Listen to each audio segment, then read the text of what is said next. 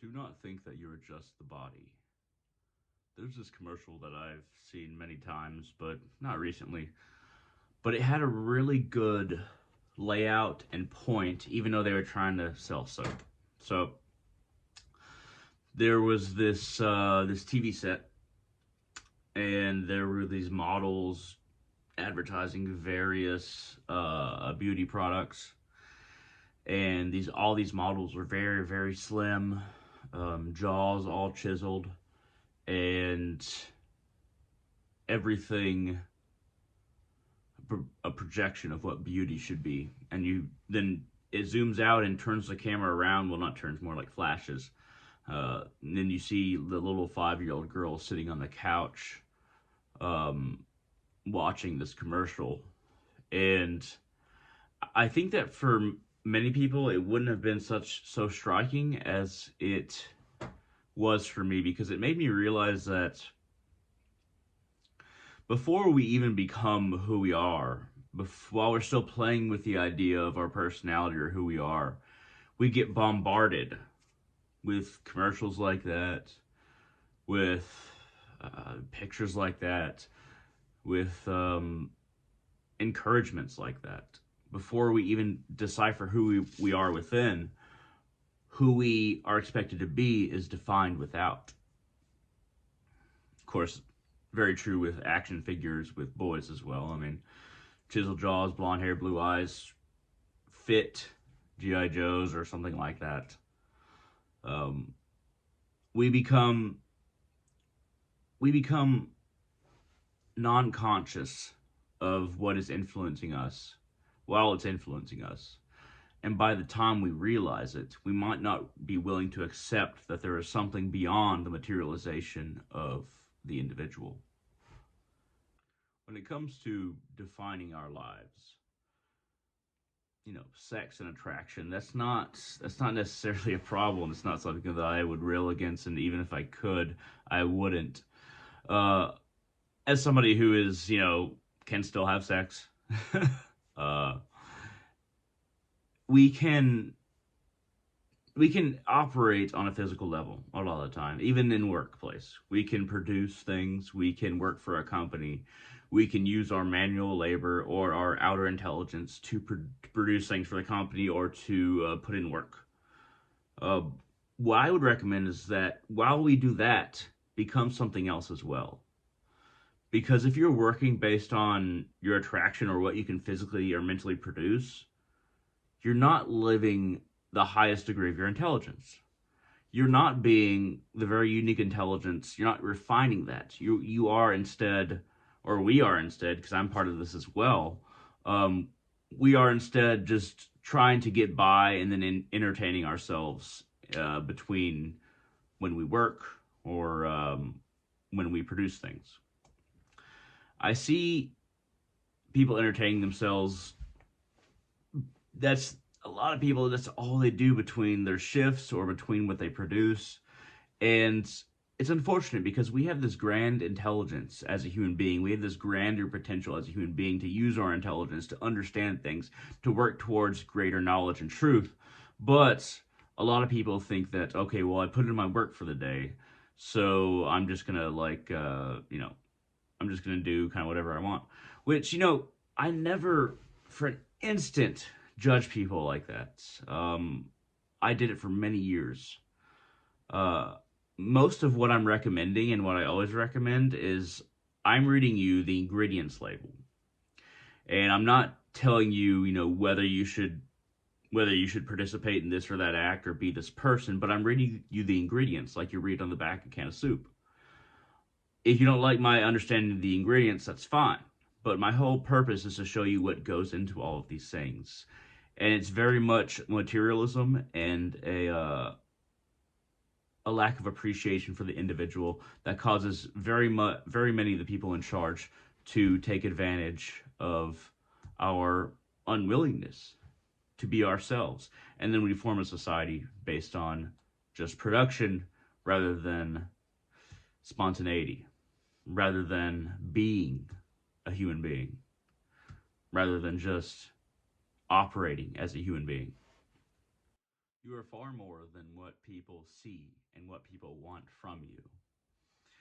Being a human being, we kind of have to figure out somebody's motives without directly asking them, because either they'll catch on to what we're trying to figure out or they'll just lie to us. So we have to figure out exactly who wants what from us, and what our what is our appearance, and what can we do that somebody finds allured to or attractive. That doesn't always mean sexual, but might mean attraction as far as them trying to use you. This kind of caution is is necessary, because most people do not think of ourselves, the human race, humanity itself, as being a cooperative, a functionary being in and of itself. Most people do not understand karma, but if you don't believe in karma, that's fine. But most people don't understand karma, in my own views, and they think that if they act selfishly, that it can end up well for them as long as they do it with a lot of skill, expertly. Even if you don't believe in karma, a lot of the time people will spend their whole lives materializing who they are, what they can do, and how they look. And then when they get to the end of their life, they realize, oh, this was, I no longer have what I've been building up and I've been paid for, because my exterior, and even my exterior, physical appearance, but also maybe even my exterior intelligence was what was getting me the attention. And now that I'm older, I'm not getting that attention anymore. I think it was Arnold Schwarzenegger that said something recently that really made sense. He said, I didn't really realize who my true friends were, but when I became older and less attractive, or I wasn't getting as many movies, if any, then I realized that all the friends that I had were just fake. He said something to that effect. And I don't know why, but I remember a picture of him sleeping in a sleeping bag in front of a statue. I don't know if that's connected, but it's very much like that. Um, a lot of people talk about gains, muscle, you know, mm, or any kind of like physical fitness gains. It's very good to exercise, and it's very good to hone your body, but there's so much emphasis placed on it that it almost becomes a game of how many likes you can get by the angle of your shots, but also if the way that you're making your body is attractive to other people. You become infested and obsessed with the attention that you get. And the saddest thing, one of the saddest things in the world, not the saddest thing, but one of the saddest things in the world for me is when I see somebody realize that, oh, it was only they were only fishing for a little bit of brief ecstasy for me, or just viewing me, just being like, oh, that's attractive, or wow, that's some gains, good job. Um, but then after that, the person is hollow. Now, if somebody's appreciating you for the gains that you made, that doesn't necessarily mean that they just want your body or anything like that. But a lot of these obsessions are hollow. A lot of these obsessions with the body are hollow. And when you view this long term in relation to somebody, and what the attention they get is, but also what the attention that we get, we start to see that this hollowness is the standard. It's not the minority of the attention getters. It's the standard.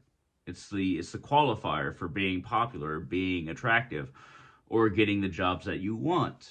Or even if you're in a job that doesn't require you to look good, then people who look good, they often get the promotions and better jobs. One of the main reasons for that is the halo effect. Because you look good, people think that you're obviously an angel and deserve what you have. And that is a failure in human perception and thinking. But it occurs. It occurs quite often. What it comes down to is, as an individual, as a person, you have to decide what I need to do in order to operate in society, get the money that I need, and basically just live my life. And then you also have to figure out the other part of yourself. Who are you as a soul? Who are you as somebody who appreciates themselves just psychologically? How can you truly realize who you are deep down, past all the layers that people want to see but don't understand deep down? Um, and why you do what you do. You have to see exactly your mission, your purpose. And you see that by looking to the deepest parts of yourself, contemplating it, but also looking. And you'll find your mission, you'll find your purpose, and you can have a spiritual path regardless whatever job or whatever presence you have in society. You can have a path that is right beside that. Even if you have to make money, you can have a path right beside that to where it's your path. That's you. That's not how people view you. That's not what people want from you. That is you. And that's the path that can be right beside the materialistic path that what people want from you and what you have to do to get money. But you'll find that if you have these two sides of a path, you won't fall down either way. So let's say you don't make money in this world, you might starve to death. But let's say that you have no inner value or spirituality or path towards self empowerment in any way, you might fall off that side.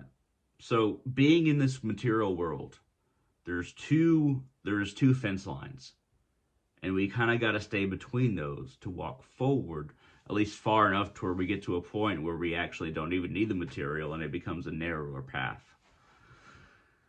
That is the ingredients to living a full life and not becoming a materialized human being. At any rate, thank you very much for watching, and I hope all of you have a wonderful day.